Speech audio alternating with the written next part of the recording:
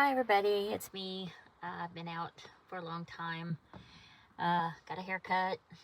I've had some health issues, so I haven't been able to post. But I recently I listened to the audiobook of The Grapes of Wrath by John Steinbeck. And I know this book has been analyzed. Lots of people talk about it. It's been discussed endlessly, but in my I feel like I have 2 cents to add, so I'm going to add my 2 cents as well. And I have this theory. I'm going to start this way. I have this theory that books come to you when they're supposed to. This book has been in and out of my life. My mother loved this book, and my father hated it. But you got to understand that we are Okies. We are from Oklahoma. My father was actually, him and his family, in the early 50s, loaded up and went out to California, and they lived out in California for a few years, and that's what they did. They picked fruit, they picked cotton, they did whatever whatever they could find to do. They ended up not staying, which is why I am an Okie. I did not realize that the origins of Okie was so bleak, that everybody that went out there, didn't matter where they were from, they called them Okies. People from Kansas were called Okie, people from Texas were called Okies, everybody was called Okies, and it was a very derogatory term. I am happy that Oklahomans have reclaimed Okies. I like being an Okie. I've used it in my title for my channel, as you can tell. But I just want to, given the moment that we live in right now, the situation that's going on, our economy, the transition that this country is going through, the changes that are coming, and the just the situation. I mean, there are some very, very, very broad similarities. So the first thing, the understanding to me, is that these people were called migrants, but they didn't think of themselves as migrants. They had, even the sharecroppers, they might not have owned the land, but they had a possession of the land that I think a lot of people in modern times don't understand. The land provided for them. So they may have been sharecroppers, and they may have been growing crops for someone else, someone wealthier, someone with more land, but they also had a little piece of that for themselves. They had their own garden where they grew their own vegetables. They were able to hunt, and kill animals. They had a place for chickens, for eggs, for a cow, for milk. I mean, they had all of these things there on their land. They may not have had money, cash, and they may not have had fancy things. They may have had a very basic house, but they had basic security, and they were fine with that. They were happy with that. They had their social life, they had their church, they had their things that they did, but they had that security. And then they were uprooted from all of that, and it was taken away from them, and all of that was swept out from underneath them, and they load up with what little physical possessions they actually had, which for a lot of these people wasn't a lot, because it was more about, because that little piece of land was like I said, that provided what they needed. So when they were uprooted and that was swept away from them and taken away from them, all they had was just some furniture and each other. They didn't have a lot of possessions like we have now. We I guess, I don't know, maybe in our society we've replaced that sense of possessing the land, of belonging to the land, with all these possessions that we buy, all these things that we have that don't mean anything. They're just junk, and they're just filling up landfills. And when we die, our successors have to figure out what to do with all this junk we've accumulated over our lifetime, and it's just that fills houses and storage buildings and garages and all this stuff. Well, these people just loaded up what little they had, and they went out because they thought, well, they've lost their means of living, and So we've got to get a job, right? There's jobs out in California. There's jobs out on the coast. So they load it up and they go out there because they're looking for a job. They think we're going to get a job, and then we're going to be able to get a house, and we're going to be able to settle back in and have a sense of belonging, a sense of place, a sense of some kind of security. But of course this isn't what they found. Most of them, they were they were shifted into these camps. Some camps that were really terrible, some camps that were apparently okay. But if they filled up, if you were lucky enough to get that spot, you got in there, and you could have some relative comforts. I mean, the scene where those two kids were figuring out a toilet with running water is really funny because they had no idea, and hot water coming out of faucets was just fascinating to them. And but they had this nice camp where they had security, they had a social life, they had a sense of belonging that had been created, but that was taken away from them because there was no job. They still had to, they needed cash to live there, and that wasn't really, the basis of their economy prior to this. So they get uprooted and they get moved again, and they get into this other place where they're just desperate to take whatever. And then of course you have all through this, you have these undertones of, if they would just get together and they would protest, they could get better wages, they get whatever.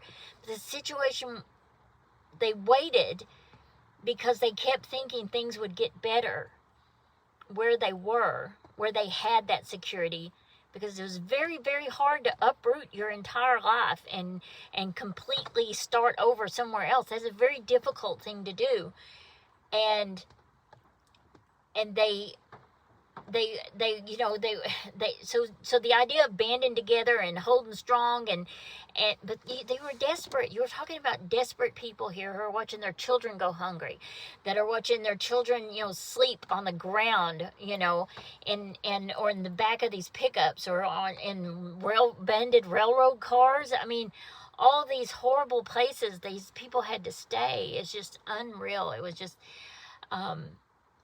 and yet they just kept pushing forward because what else were they going to do? And it was just heartbreaking, and it's so well done, because in between the chapters of the Joad family, and what happens to them, you have this narrative of all the families and what they met up with, and the cops and the landowners, the farmers, and how they were treated, and they were basically like cattle. And I can't even imagine picking cotton from dawn till dusk and making $1.25 a day. I mean, that's what they paid these people, and it was just unreal. And then they treated them like they were, they probably treated their horses and their cows better than they treated these people that were out there picking their crops that they desperately needed picked. But they knew that psychologically they could, intimidate these people so that they basically, the people would produce something and somebody else got the money from it. And that's a lot like what we're seeing today. Our work, our energy, our efforts is going to these anonymous shareholders. You work for a corporation, you work for Walmart, you're not getting a share of their profits. They claim that you are. Oh, you're, these places say, we treat you like family, you're this or you're that. And then they throw you pittance. They pay you the least amount possible. And your work, your value is so much more than what they see. But you take what you can get because you don't know any other way to do things, and you're too scared. That's why you're just intimidated into taking this, and it's unfortunate, and I don't blame people for that. That's not what I'm saying at all. I mean, you don't want to see your kids starve. You don't want to live out of the back of your car, if you even have a car. I mean, you don't want to live like that. You want to do that, and you're like, well, at least I have something. I have something here. And it's just the exploitation and the fear that they impose on people. It's just disgusting, and it's horrifying, and it's awful. And I just wanted to put my 2 cents in. So I just don't. I don't, I mean, this has been going on forever. This isn't new to this generation. This isn't new to this time. These are things that people have done. I mean, this is capitalism because, when you had the land and you could, you're the land own, you might not own the land, but the landowner didn't have to pay you in cash. But yet, because you benefited from being there on that land, you were able to grow a garden, keep chickens, keep a cow, hunt in the woods, and provide for your family. And it didn't, the homeowner didn't see that as a threat to their profit, because you were out there picking their crops, or growing their crops for them, and doing whatever, and as a sharecropper, and so it was very, very different than the migrant workers that go and work and live in these camps. I mean, this exploitation is going on to this day, but now it's with people from other countries coming here and being exploited, and these migrants are exploited in many different ways. And it's not just the dirt poor migrants that are being exploited. The HB1 visa migrants that are hired by these tech companies, they're horribly exploited, but you don't hear a lot about it in the news, but it is a thing that happens quite a bit. I mean, these are highly, highly educated people doing extremely valuable work for these tech companies, and yet they're being paid pittance. They're being paid like Walmart worker salaries, and that's just the value, and all the value of their work and their labor is going to the the owner or the board or the shareholders of these companies, and it's disgusting. And to me, it's it's like, who are these shareholders? They're a bunch of rich people, because rich people can afford to hold shares. Nobody else can. And so they're not going to stand up and go, oh, wait, you shouldn't give us all this 300% profit, whatever. You should need to toss some of this back to your workers. They're not going to say that, because they're a bunch of rich people too. And they think, oh, well, I was born rich, so that makes me a freaking genius. No, it doesn't. You were just lucky in your genetic, your family. I mean, you did nothing to accomplish that. You just were born into a wealthy family instead of a dirt poor one, and that's pure chance. So this doesn't make you any kind of special or a genius or anything. You're just, there's rich and there's poor. There always has been, there always will be, and it's about how exploited one of those group of people is over the other, and there should be a balance there, is what I'm saying. Anyway, Grapes of Wrath, I'm glad I read it.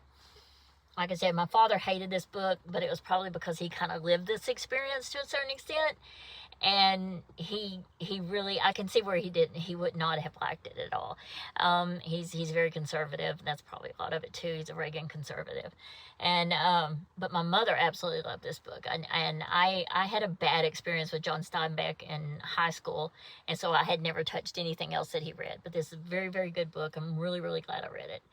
And anyway, if anybody is listening, thank you for listening to me.